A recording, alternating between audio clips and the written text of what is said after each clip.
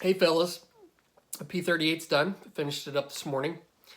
Just added a few fiddly bits to it that I needed to add.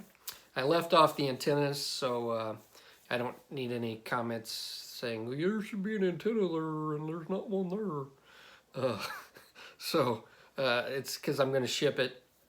I didn't want to put them on and risk losing them in the carpet.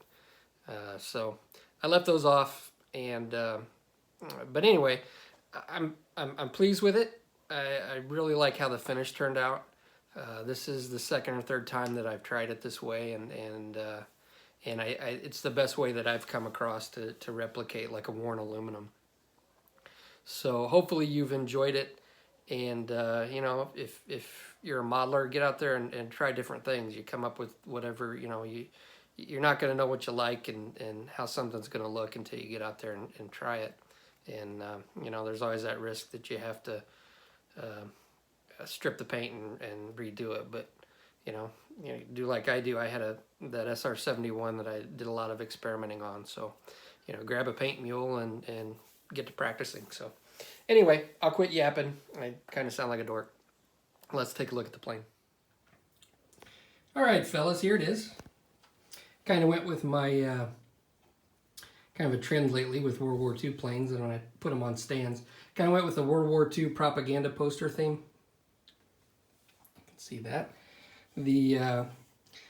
It's neat how when you see this in different lighting conditions and how the light changes, how it reflects, and gives you that worn aluminum look. But I didn't do anything else with these turbochargers. I liked the way it looked after I'd initially painted them. And I was going to use pigments and work with those a little bit more. But I really liked how they looked, and I didn't want to mess with a good thing, so I didn't do anything else with those. I did add the streaks along the back. Basically red, brown, and NATO black, and then a little bit of buff that kind of trails off. I used a flat clear on the non-reflective surfaces. I guess these painted surfaces were to keep the sunlight out of the pilot's eyes from reflecting off of that metal. So they painted those with that black color. The mirrors, I used bare metal foil. I just cut those out on the Cricut so I could get nice circles.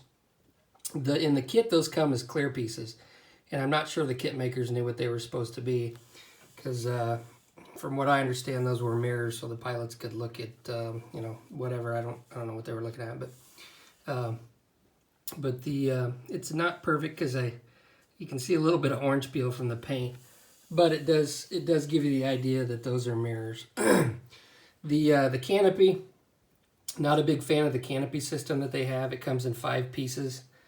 They give you this front piece, top piece, this back piece, and then 2 side pieces that you kind of have to glue in there. And it was kind of a hassle to get them to fit. I got them pretty good. They're not perfect, but kind of the best I could do with what I had. And, you know, it turned out okay. And then you've got the top little piece, which I guess is a mirror up here, that I added this morning with just some window glue, basically PVA glue. And then I painted that little tab in there, which I assume is supposed to be a mirror. I painted it black and then put a dot of, you can't hardly tell in this light, but I put a dot of Molotov liquid chrome in there to kind of replicate a mirror. And yeah, that's there she is. Like I said, I really liked how this one turned out. I got these tanks on the bottom which come off, and you can exchange them for these bombs if you like. Where are they at? Can't find my magnet. There we go. And then again, the propellers are on with magnets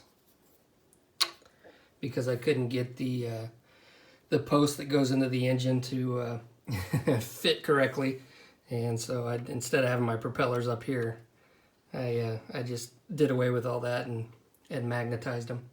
So that's about it. Hope you enjoyed it. The next build I'm going to have is the Horton HO229 in 1/32 scale by Zuki Morta. And I'll probably do a full build video on that one. So here's some pics, and thanks for watching.